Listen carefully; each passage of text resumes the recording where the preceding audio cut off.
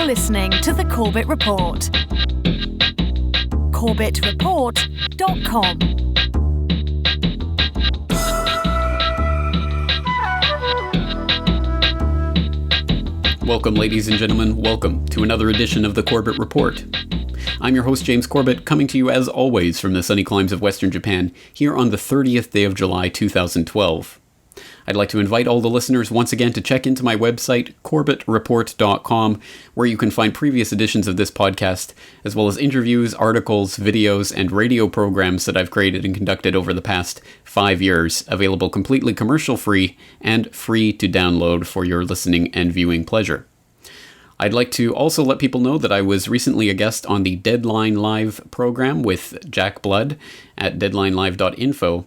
So for those of you who have not yet checked out Jack Blood's work, I would suggest you do so at Deadline Live, or of course for those of you who are already familiar with Jack Blood, I'm sure most of you out there are, I would suggest that you sign up for his podcast feed, of course completely free, and if you do so, you'll find my appearance on his show in the second hour of last Thursday's program, where we talked about a range of subjects, including the alternative media and also the Aurora, Colorado shooting. And for those of you who are listening to this podcast on Monday, July 30th, I will be appearing on Dr. Stan Monteith's radio program later today. That's at 4 p.m. Pacific time. So if you get this in time, please, by all means, tune in and listen live. And finally today, I would also like to direct people's attention to a YouTube channel. It's the YouTube channel Ubagnaj, and I'm sorry that I am undoubtedly pronouncing that wrong, but I don't know how to say that. It's Oobagnaj, but don't worry about that. The link will be in the show notes for today's episode. And I'd just like to draw people's attention there because Ubagnaj has been good enough to put a few of the episodes of this podcast, as well as my radio program, up in their entirety on YouTube. And that is exactly what I am making these videos for and hoping other people will do. Obviously, I can't put it up to my YouTube because my YouTube account is limited to 15-minute uploads, so I can't put this big, long podcast up there. But for those of you with the full feature-length podcast uploads at YouTube, by all means, take these videos and post them, spread them around, put them up on your channel. However you want to do it, I'm totally and 100% in agreement with that, and I hope that people do that to help spread this word even further. So my hat's off to Ubagnaj for doing that, and if anyone out there would like to step up to the plate and commit to mirroring all of the feature-length video uploads that are currently going up to blip.tv Corbett Report to their YouTube channel, by all means let me know, and I will link to you, and I will promote your channel so that other people can find that. And on that note, we have a ton of information to get through, as always, so let's get straight into the podcast. Welcome to episode 237 of the Corbett Report podcast, Fukushima's Biggest Secret. When the Tohoku earthquake struck off the eastern coast of Japan at 2:46 p.m. local time on March 11, 2011, it set into motion a sequence of events so horrific that their costs are still being calculated. First and foremost among those costs are, of course, the cost that can never be calculated, the cost in human life. The earthquake generated a tsunami that reached over 40 meters in height, moved the main island of Japan by 2.4 meters to the east, and shifted the Earth on its axis by as much as 25 centimeters. This tsunami washed away the lives of nearly 20,000 souls, leaving another 6,000 injured in its wake. In an instant, hundreds of thousands of houses, farms, schools, hospitals, and businesses were inundated. 340,000 people were displaced from their homes. The Japanese economy was affected to the tune of hundreds of billions of dollars. The scale of that tragedy is today still almost incomprehensible. But as we are all too familiar now, when the tsunami receded, it left behind it more than just the scar of destruction in its wake. It also exposed a great number of secrets that have long been sheltered by a bodyguard of lies. It exposed the myth of nuclear safety in Japan as the Fukushima Daiichi nuclear meltdown crisis unfolded step by step, despite decades of assurances from the Japanese government that the country's 54 nuclear reactors were ready for any eventuality.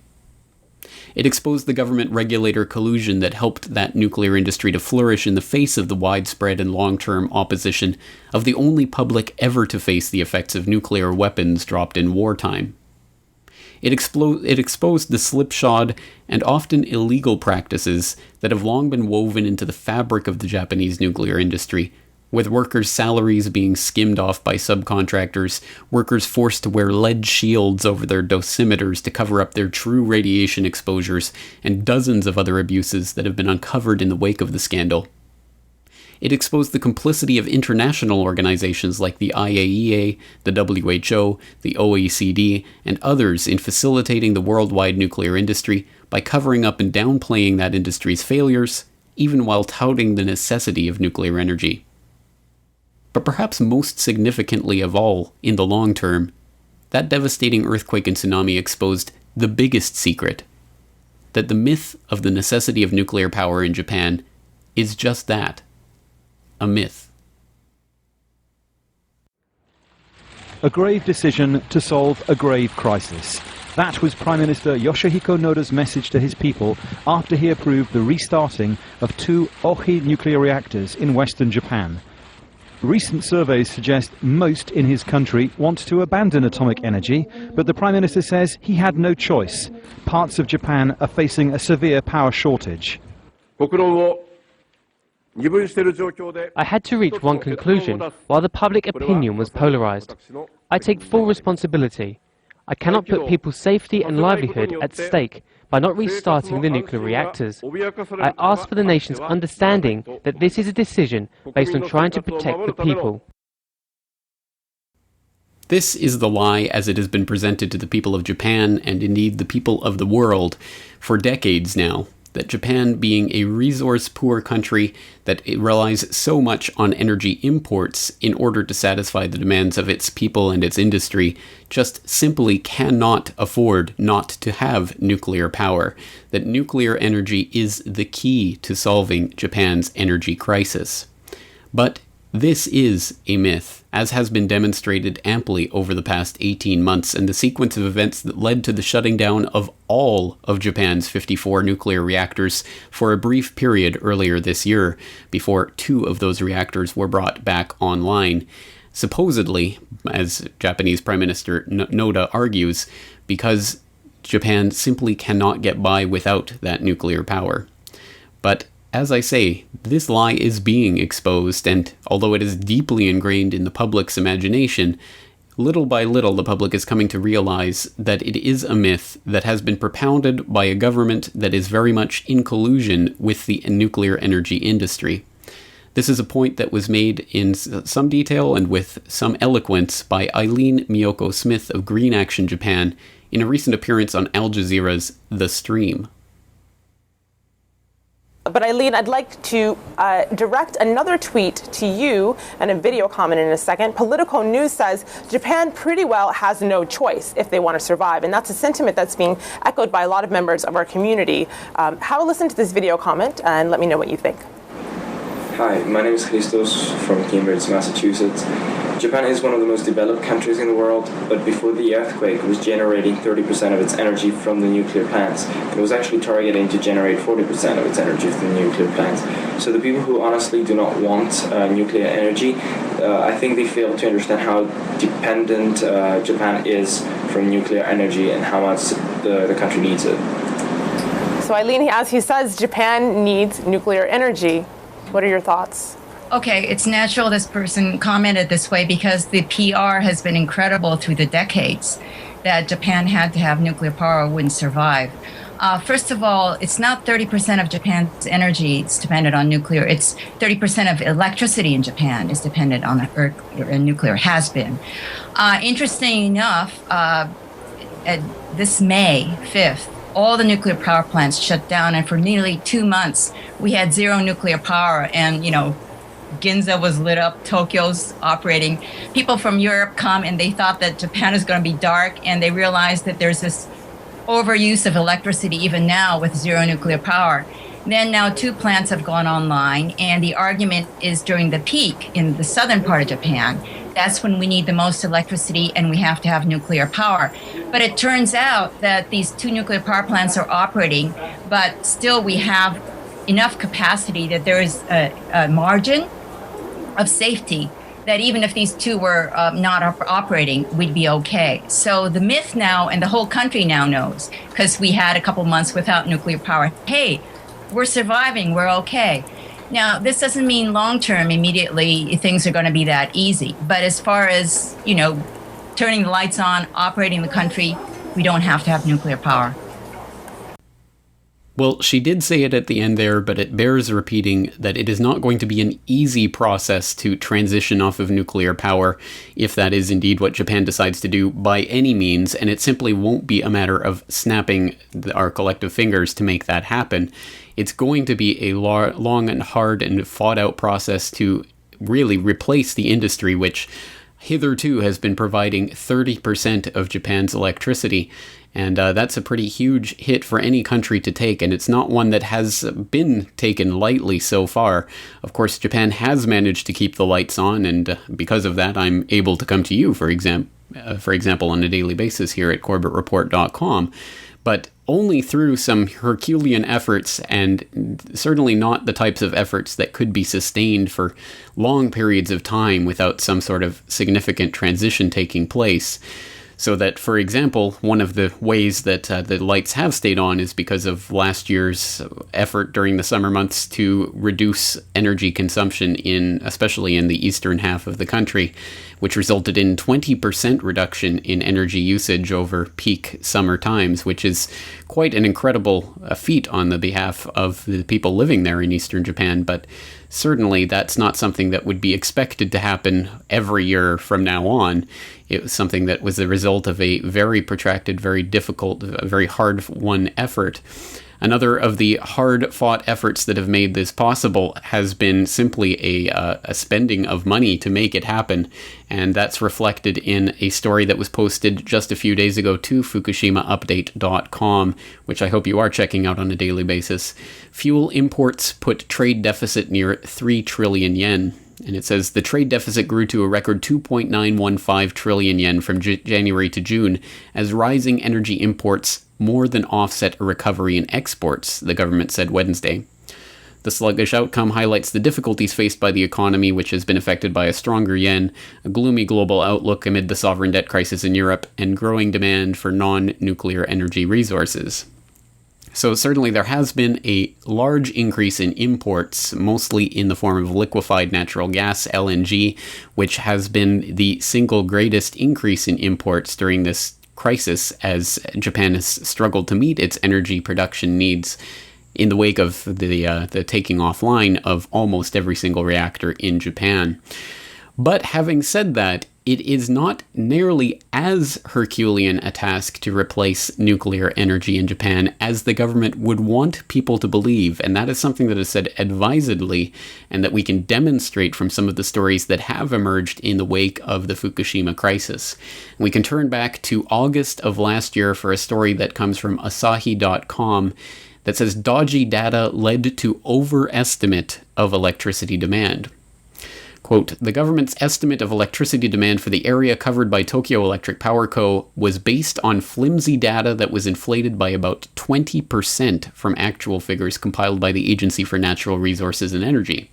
Households in eastern Japan have been asked to conserve energy equal to up to 15% of the electricity consumed last summer, but the questionable data used means households have been asked to take more stringent measures than is strictly necessary.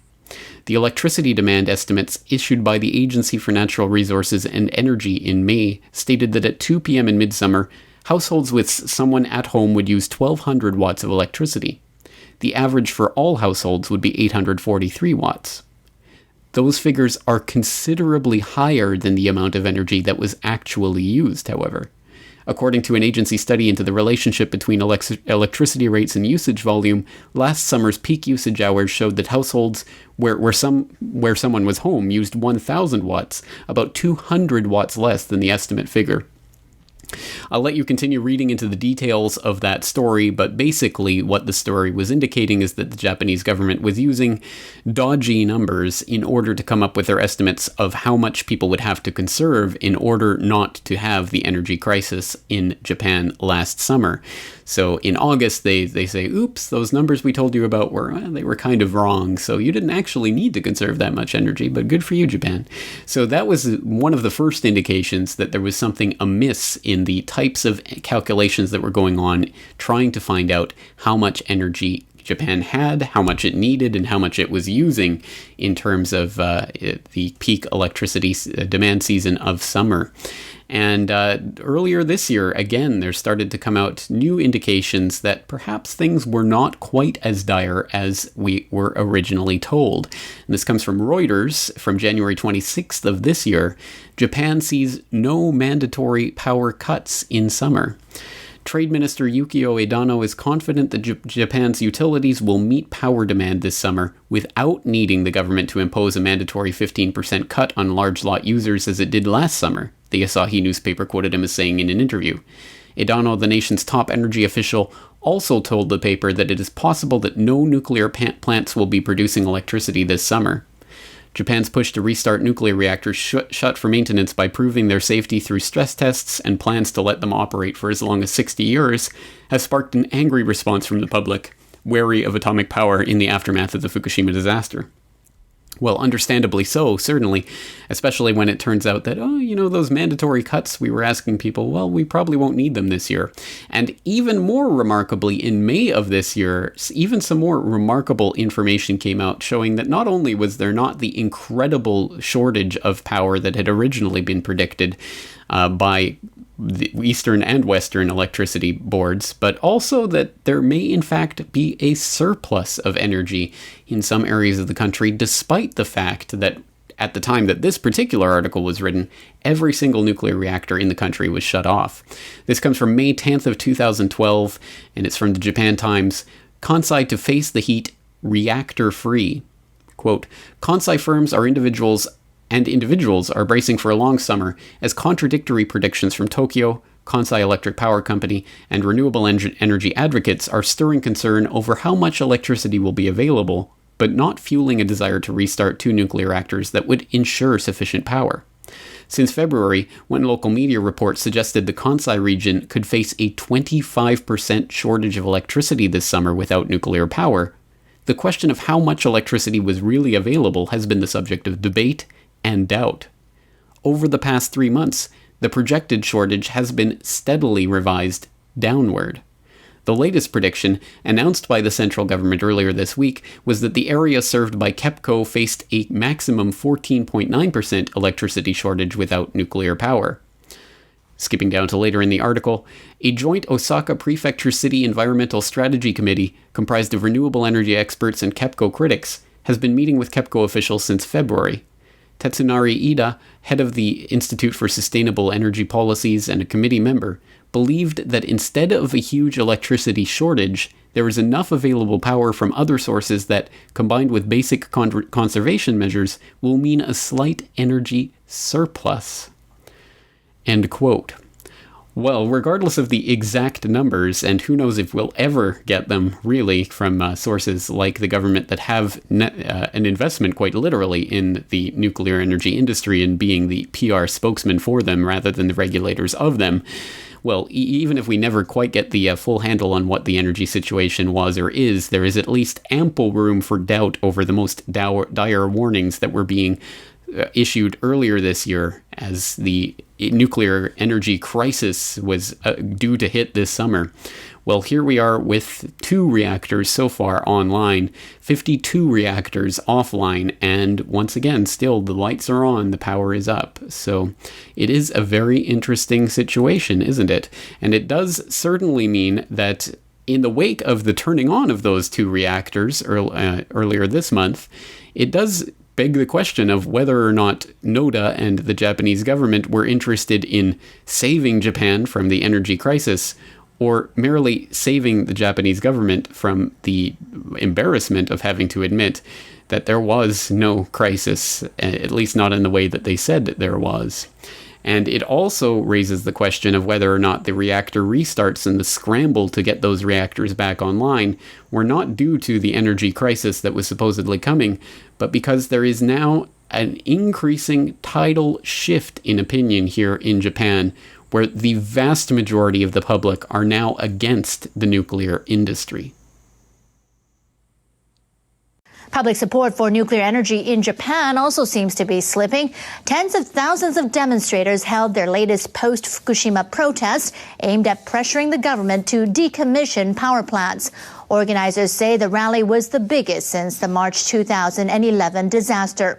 NHK World's Chie Yamagishi reports from Tokyo. They braved the heat and humidity to come out in historic numbers. These protesters in Tokyo are demanding the government listen to citizens. Tens of thousands of people are here to say no to nuclear power. Nuclear power is too dangerous for humans to deal with. People in Japan found out how dangerous on March 11, 2011. An earthquake and tsunami triggered explosions and radiation leaks at Fukushima Daiichi. The crisis at the facility is still ongoing. Since then, Japanese have held protest after protest, urging the government to stop using atomic energy. A group of prominent figures called for this rally. Among them, a Nobel laureate and an Academy Award-winning musician. They told the crowd life and health are much more important than economic efficiency. Organizers say about 170,000 people came out today to listen to that message and to raise their own voices. Demonstrators demanded the government stop restarting nuclear plants and decommission them.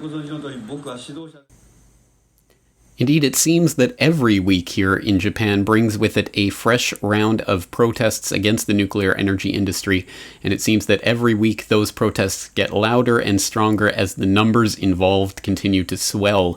And I just posted up on FukushimaUpdate.com news of the latest round of protests, including protests that was held outside the Japanese government building, the Diet, last night, with 200,000 people attending a candlelight protest that surrounded the Japanese government building in Tokyo and was quite a thing to behold. That's 200,000 as estimated by the organizers of the protest, 17,000 as estimated by police. So I'll let you take a look at the photos and videos and decide for yourself which side you would like to believe in that estimate.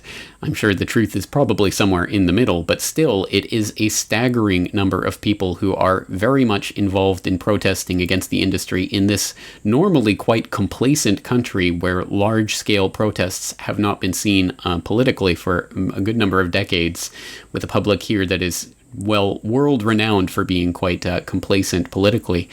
So it is a remarkable thing that is happening here, and I certainly do not want to in any way, in any shape or form, downplay the scale and the size and the scope of the tragedy that has played itself out here for the last year and a half, and downplay the loss of lives or the potential loss of lives in the future, with Fukushima still very much a crisis that is important and ongoing and will not be cleaned up or cleared up, at the very least for decades, and realistically for thousands of years before all of the contaminants are really dispersed.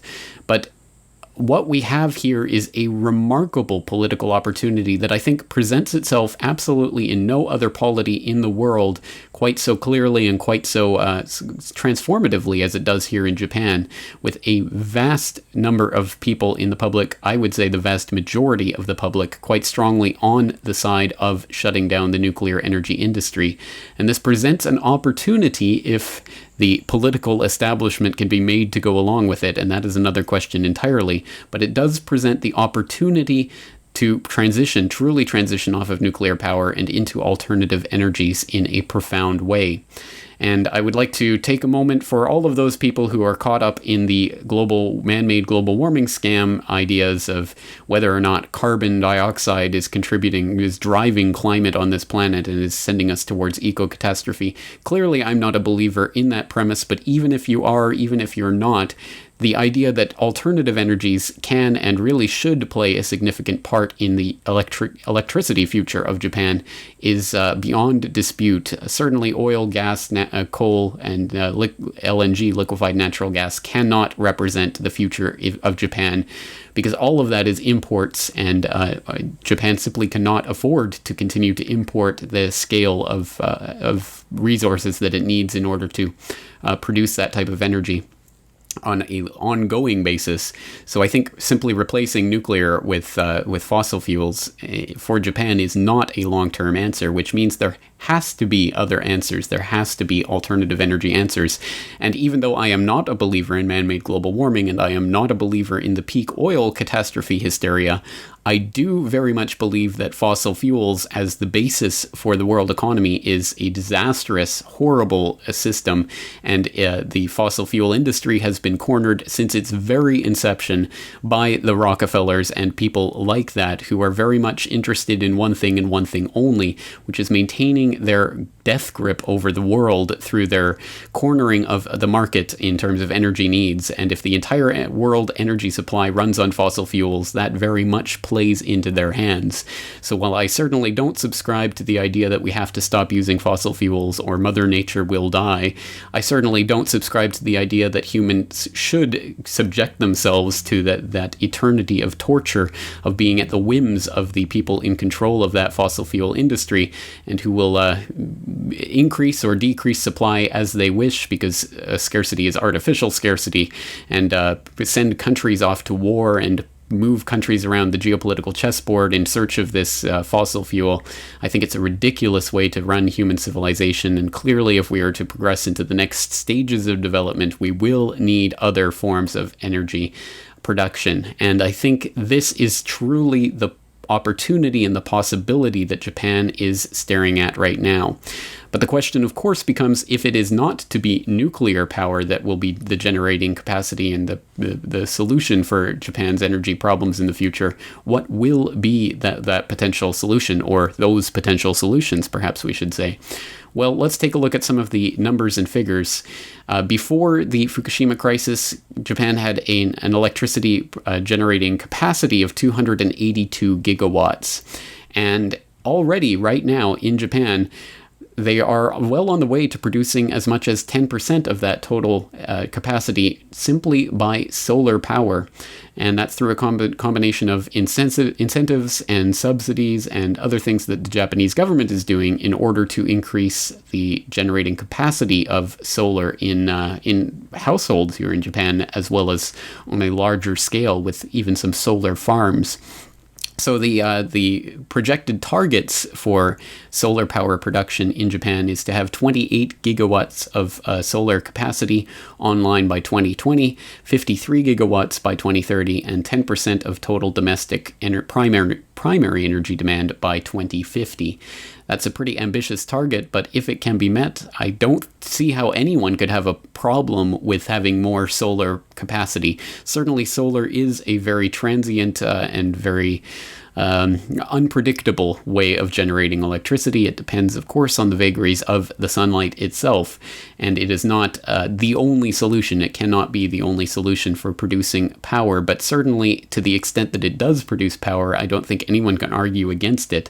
And certainly I would recommend people who are interested in getting off the grid at least be investing in and looking at solar generating technologies, because they are becoming affordable, they are becoming doable, and they do generate electricity.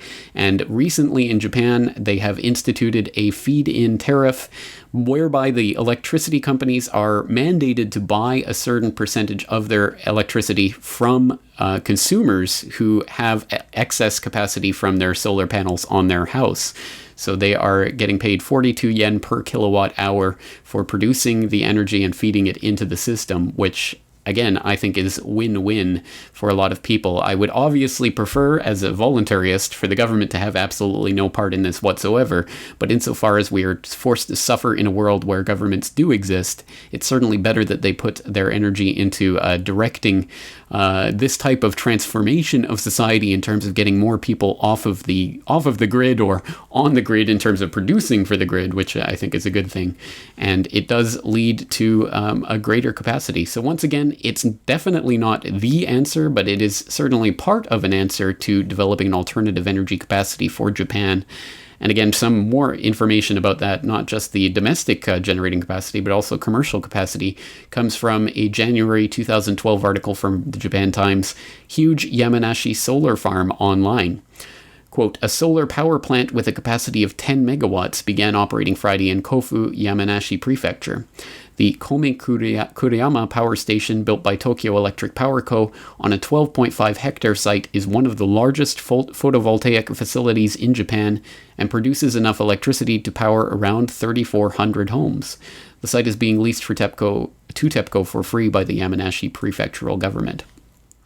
Well, again, the Japanese government interference in the industry, but still, I think ultimately this is for the best, and this is the best way to start heading in the direction of energy independence. I don't see how anyone can argue against solar power, but as I say, it is certainly not the answer.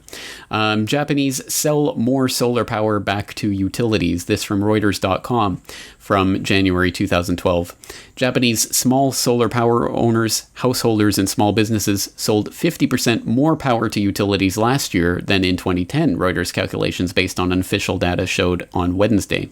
Japan is overhauling its energy policy after the Fukushima crisis shattered public confidence in the safety of atomic power, and is set to introduce a new subsidy scheme which covers a wider range of renewable energy power developers to support the budding market for domestically produced power.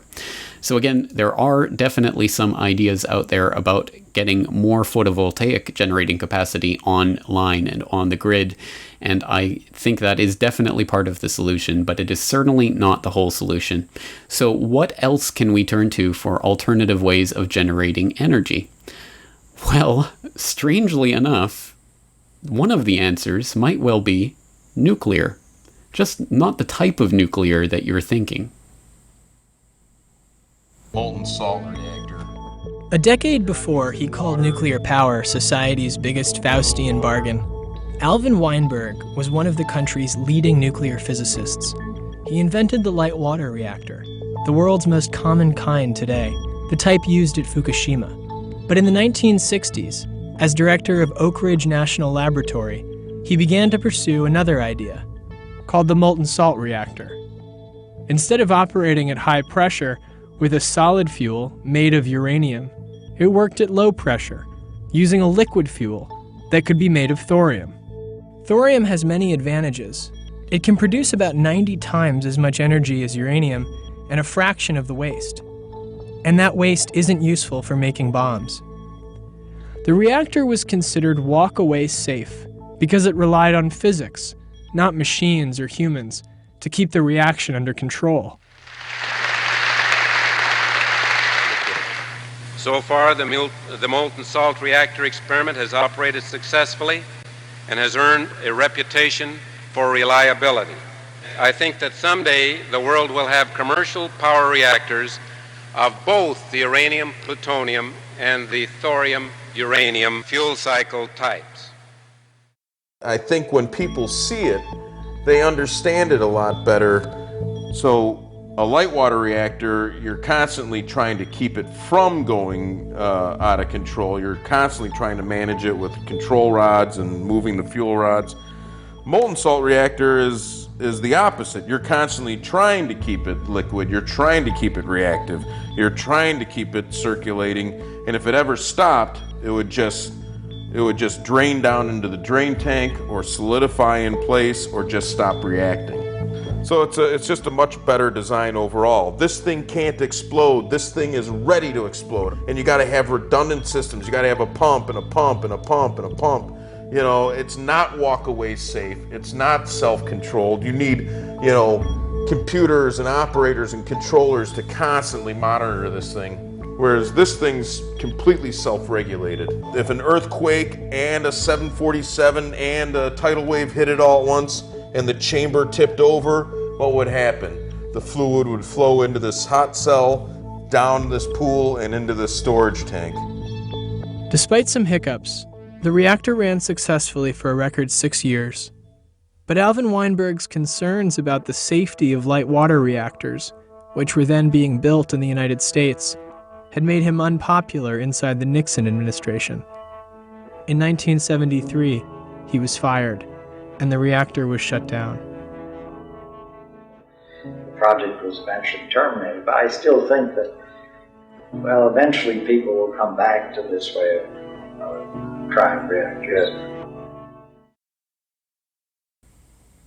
That's right, folks. The answer to the nuclear nightmare posed by Fukushima and the potential for such nightmare taking place at other uranium reactors around the world may in fact be a different form of nuclear reactor, in this case the liquid fluoride thorium reactor. And this is an idea that has been around for decades but was not pursued because the uranium reactors just happen to make that possibility of producing material for nuclear bombs, which has played an integral role in the development of the nuclear industry as we've known it, and has led to us having these big, dangerous nuclear reactors with the possibility of meltdown at any time because of any type of huge-scale disaster. Well, there was, and there has been for decades, the idea in the bag for a different type of reactor that it is impossible for it to go into meltdown. It cannot achieve meltdown. There are no control rods necessary. You don't have to worry about active or even passive safety with this type of reactor because it absolutely cannot melt down. It once the reaction stops, it stops, and it has to be restarted, as opposed to uranium reactions, which have to be actively stopped one way or another, usually using control rods. So it's a completely different concept, and it is not simply a pie-in-the-sky concept. It's one that's been tested out on at least a couple of occasions, as evidenced in a talk given to Google Tech Talks by Dr. Joe Bonametti, who is a mechanical engineer from the University of Alabama in Huntsville, who has worked for the UAH Propulsion Research Center and NASA, and he's been a professor at the Naval Postgraduate School, etc., etc. So this is a quite highly qualified person who was talking about some of the history of some of the reactors that have already been tried out in the past using this concept. Well, in the tale of the nuclear reactor, thorium, engineers don't want to give up. When they see a good idea, they dog it, even though programmatically and the money and the funding was completely cut off. They went around, they said, look, Air Force, you don't have ICBMs yet. You need a credible defense to get your weapons out there, something that could fly a long time. How about this nuclear airplane? Now, the only way that this would ever do in a normal reactor is if you had a liquid reactor. And so they started a program. They sold the Air Force on it, as crazy it is. And I understand that somebody recently has said something in England, I believe, about this. I would not like to see nuclear airplanes as our base of commercial flight. I can talk about that at some other time for the reasons for that. But this reactor program started out, they did 100 hours, a high temperature. I believe that may be still a record, certainly for the overall reactor running that long, that hot. And that's 1,500 degrees Fahrenheit. Very much hotter than most reactors can run. Two things that came out of this. One, the fission products were naturally removed as you were pumping at it, which was really nice, and get rid of the poisons. And two, the load following capability, which was essential for the airplane application, and the fact that you wanted to throttle something without control rods, have instant response from the reactor, and then throttle back if you needed to get your power. This reactor in the fluid method was able to do that unlike unconventional or conventional reactors. Well, that program died pretty quickly as soon as the Air Force realized they could do the job much better with missiles. Missile program went full ahead, and that one was canceled. The engineers still wouldn't give up, okay? They hunkered down in Oak Ridge National Laboratory in a small program, but they ran a small program from 65 to 1969. And the main thing I'll say about this, but I'm going into great details of the molten salt reactor experiment, was the fact that they ran it 24 hours a day, 3 shifts every day, but none of the engineers wanted to stay for the weekend. So they shut it down on Friday night, and they started it up regularly on Monday morning. Something that's totally, not even thought about today in nuclear power plants. It is a base load. When it goes down for a long time. You don't get to restart it. So let me get this straight. We have the concept and the design and even the test implementation in certain cases of a type of reactor that does not rely on the dangerous technologies in the uranium reactors, does not present the possibility of nuclear meltdown as those reactors do, does not produce the same type of waste, it does not produce materials that can be used in nuclear weapons, and runs on a material that is so abundant that the possibility of running out of it is not really thinkable. So why on earth have we not been using this up till this point? The nuclear industry is run by the government. You're going to have to get government blessing on something, unless you leave the United States or whatever. There are other countries that are looking into thorium, but again, not significantly. And so I think the barrier is those type of things. It is a nuclear process, and you're going to have to deal with the proper regulations to meet that. Oh, that's right. Government regulation and interference make it an unviable technology. Well, I think we all should have seen that coming. So for people who are interested in this safe and clean and effective form of nuclear power that has never been really tried on a commercial scale because of those government restrictions and regulations, I suggest you start looking into thorium online, and there are many, many resources out there for you to explore. I'll just put a couple of them out there. For example, there's the Thorium Energy Alliance at thoriumenergyalliance.com. There's also energyfromthorium.com. There are numerous lectures and presentations available online for you to explore that technology in greater detail. But for anyone out there who's still wondering why it is that governments are so wedded to this inherently unsafe and unstable uranium reactor for nuclear power, which does not present the what we were all promised in the Atoms for Peace project back in the 50s of electricity too cheap to meter and all of that jazz that they tried to stuff down the public's throats. For people who don't understand what that's all about, I would highly suggest going back to my interview earlier this year with Joseph Trento in his decades-long investigation that uncovered the secret plutonium shipping program whereby the U.S. Shipped plutonium to Japan for use in its nuclear program. That was all part of really this covert idea of Japan having this operational ability to have nuclear weapons program.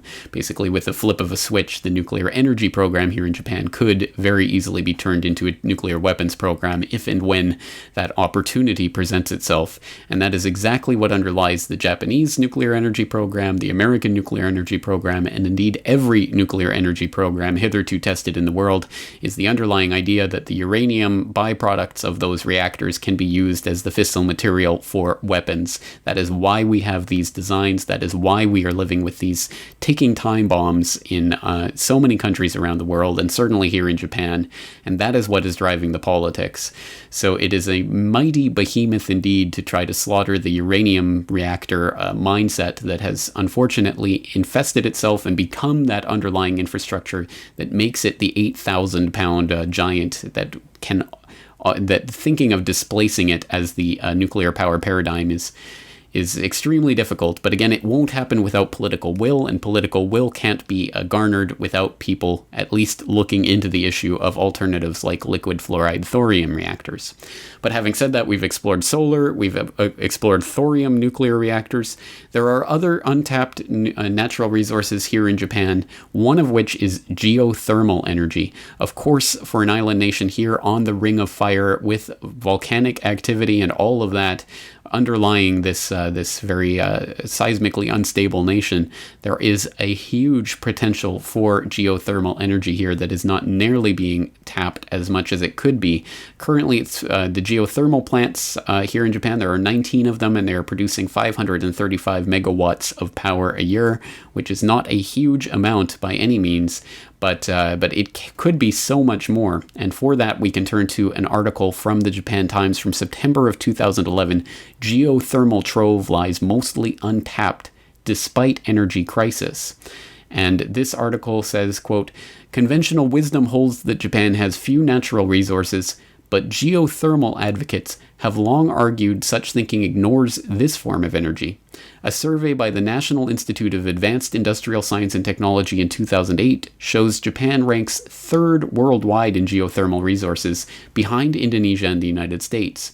There is an estimated 23.5 gigawatts of geothermal energy that could be tapped, the equivalent of 20 nuclear power plants. End quote. Well, I'll let you read the rest of that article for more information about the geothermal potential of Japan, but suffice it to say, yes, even the Japanese government admits the 23.5 gigawatt capacity, and others put that even higher. So certainly there is a large amount of untapped geothermal potential here. What is the other main natural resource that is abundant here in Japan that I think is just waiting to be exploited for the electricity potential that it holds? Well, we're here in an island nation right next to the incredible force of the Pacific Ocean and all of those uncountable billions and billions and billions and billions and billions of gallons of water slushing back and forth all the time. It was the incredible energy that was unlocked by the earthquake that resulted in that devastating tsunami, but it can be tapped for electricity as well. What am I talking about? I'm talking about tidal power. Despite the fact that the oceans cover 70% of the planet's surface, we've only begun to tap them directly as an energy source. But these marine powerhouses may one day unlock the door to clean, limitless energy. Hydroelectric power was the great renewable energy source of the 20th century, and it will continue to provide gigawatts of power. But with most of the world's rivers already dammed, the future of hydropower will come from the sea. Of the various technologies to capture the ocean's energy, a tidal barrage is the closest in design to traditional hydropower.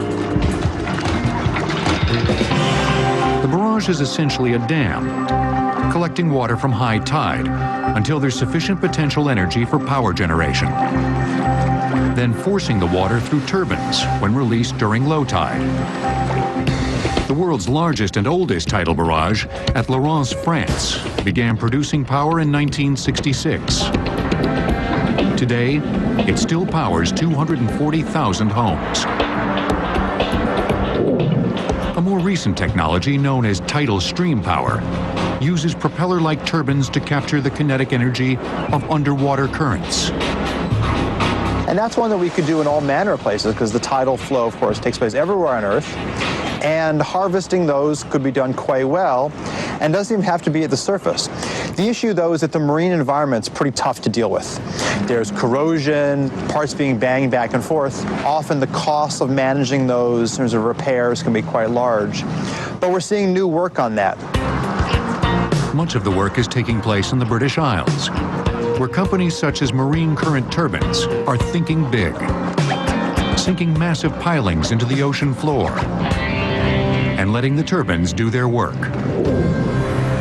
And the amount of energy you get out of a turbine is proportional directly to the density of the fluid that flows back and forth. And so a water turbine has several hundred times the power of an air turbine.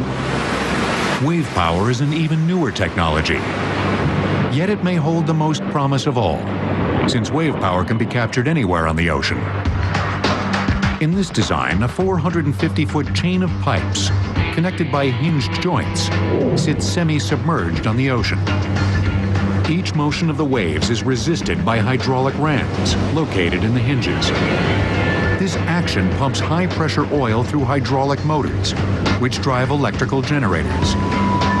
Electrical transmission lines also keep the floating power plant tethered to the ocean floor. A Scottish company, Ocean Power Delivery, has installed a successful 2.5 megawatt wave farm off the coast of Portugal. A wave farm occupying less than a half a square mile of ocean would generate 30 megawatts of power, or enough for 20,000 British homes. 472 square miles of ocean could power each of the United Kingdom's 24.5 million households. Well, just like the United Kingdom, certainly Japan presents itself as an ideal nation to start testing out this hitherto untried technology of harnessing the tidal power, and that's exactly what is happening, finally. Here in October 2011, we had this story that came across BBC News: Kawasaki to test tidal energy technology in Orkney. Japanese conglomerate Kawasaki Heavy Industries has announced it is to test a new tidal energy system in Scottish waters. KHI will test its new technology at the European Marine Energy Centre site at the Fall of Warness, Orkney. The maker of Kawasaki motorcycles is to develop a tidal power generation system using its expertise in engines, marine propulsion, and gas turbine systems.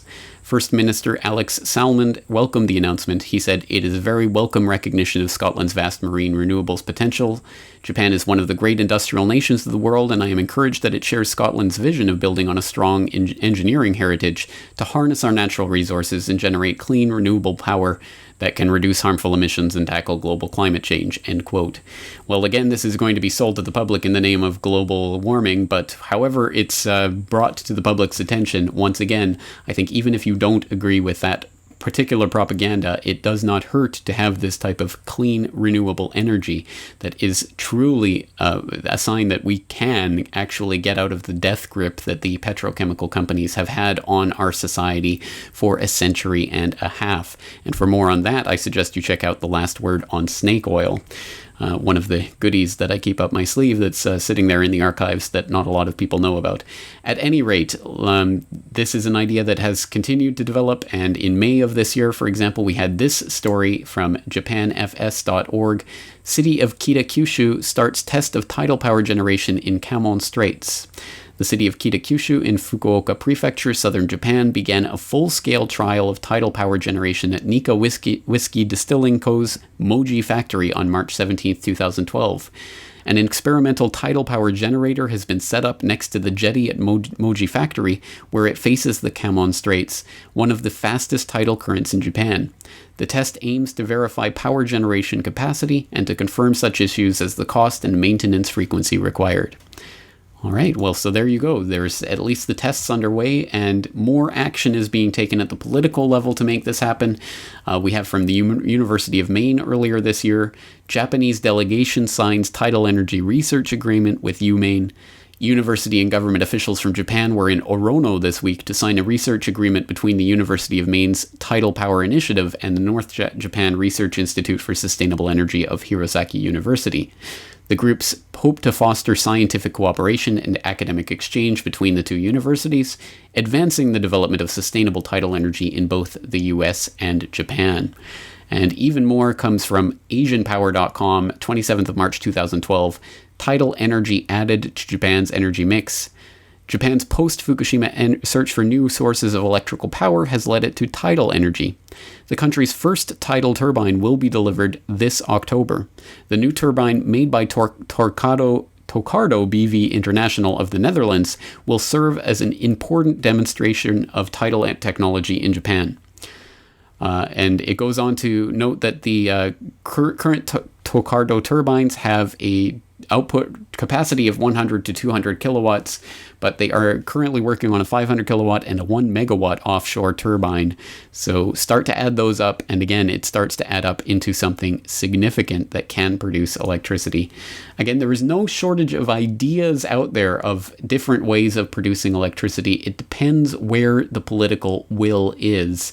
And unfortunately, in the systems that we're living in, that depends in a few people living in faraway locales that come together in special buildings to try to decide what the country should do. And it is a ridiculous way of trying to move and further human civilization, but it is what we have. And so at this point, the political will as it manifests in Japan can and probably will have a demonstrable effect into the future over the future of the energy industry worldwide. Once again, I think that Japan is uniquely situated at this moment in time to truly effect a change and to truly start transitioning off of nuclear power and off of other forms of power into alternative energies that truly can make for a more independent and possibly a strong human civilization, one that is not dependent on petrochemicals, fossil fuels, or those types of companies which have long since dominated all of our society. And so it is that the Japanese people have the incredible task right now of trying to convince their political masters of the need to turn away from nuclear power. And there are signs that things are changing, potentially for the better. For example, earlier this month on FukushimaUpdate.com, Japan considering deregulation to spur energy industry competition. Quote, Japan should overhaul its power sector dominated by regional monopolies to promote competition and a stable power supply, according to a draft proposal issued by a panel of experts set up after the Fukushima nuclear disaster. The report advocated sweeping reforms, including unbundling the regional utilities' grip on the transmission of electricity as well as generation, and opening up the retail power business supplying households and other small lot users.